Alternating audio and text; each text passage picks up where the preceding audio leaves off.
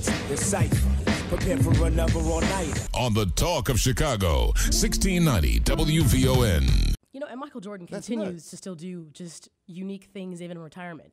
He's one of the few retired players that actually still has some major endorsements. Everything from Gatorade to ballpark frames. People are still rocking the shoes. Jumpman, which is part of the Nike Corporation. Jordan gym shoes are like Mercedes-Benz. Yeah. Mercedes-Benz or Mercedes, whoever they were, they are dead. But they're still selling cars, Mercedes-Benz. He will be gone, I ain't gonna say hundreds of years, but years after he's gone, they're still gonna make Jordan shoes. Right, all they're doing, it's the same ones they were selling in 88, 89. They're just kind of altering them a little bit, but they're still selling them. And that just goes to show you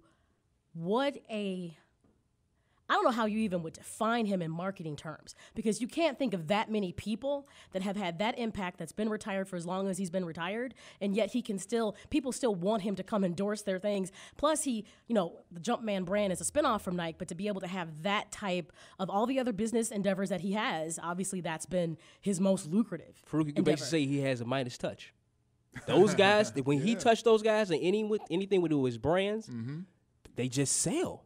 It's just Jordan. That's all you can say. Right, and he has the biggest name athletes rocking his stuff. You know, guys like Melo and Derek Jeter and all these people who were assigned to his brand is crazy. Derek Jeter wears somebody else's stuff. Exactly. Think about that. Think about that. Think of like crazy. Mr. Yankee. You know Adidas. what I'm saying? That's kind of funny that he's not wearing Michael Jordan's shoe.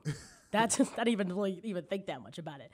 But Michael Jordan is why in the city of Chicago we are so thirsty for the next coming, and everybody is banking that Derrick Rose is going to be that player.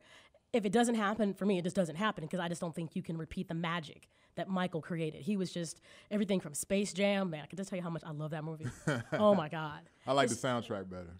And that's what I'm saying. The soundtrack, the movie was whatever, but the soundtrack was awesome. But just all the things about Michael Jordan, I've heard some stories about him, how he's maybe not the most personal person, but guess what? He's not the only person that's not, that's guilty of not having a great personality. And here's the thing.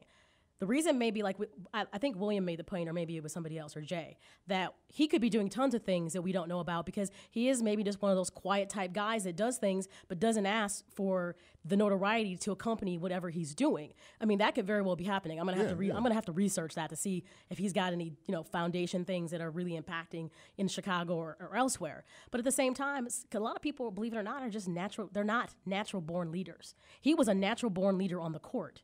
But it doesn't mean that those skill sets and abilities were going to translate into his everyday personal life. Some people just don't blossom that way. Yeah.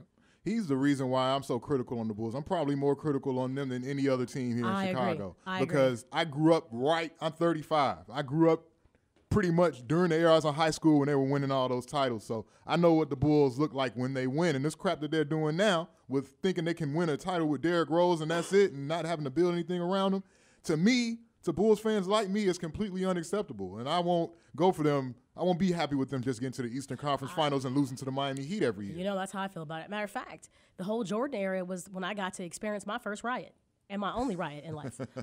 It's when they won the championship. I'm not trying to be funny. Otherwise, I would never experience something like that. But I'm just saying, it's just Michael Jordan became so much the face of the city, the Bulls. I mean, you can't say the Bulls without thinking of Michael Jordan. They're synonymous. And I will say I was always disappointed that he wasn't taken into the organization the way that maybe Scottie Pippen is involved now, that he had to go to Washington to kind of get what he was looking for in a team. I always was disappointed the Bulls just did not. Well, Reinsdorf wasn't going to give him an ownership. He wanted it to be like a piece of the ownership. That was kind of. Look this way. He built that mug, so why not? He's the reason that he brought people into that stadium. He's the reason that people buy that jersey. I'm just saying you could think about all the financial upside. I'm not saying it had to be a huge part of ownership, or maybe they could have worked something into it. I just hated that. I understand business is business, so I'm not mad that he couldn't be a part of the Bulls the way you see Scottie Pippen being a part of the organization. I just kind of think that's sad.